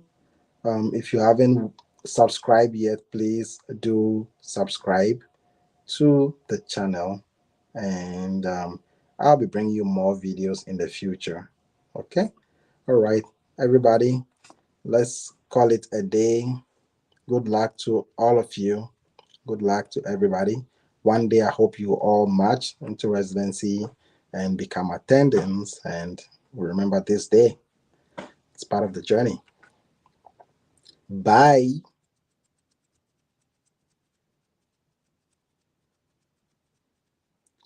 Bye, bye, bye, bye, bye.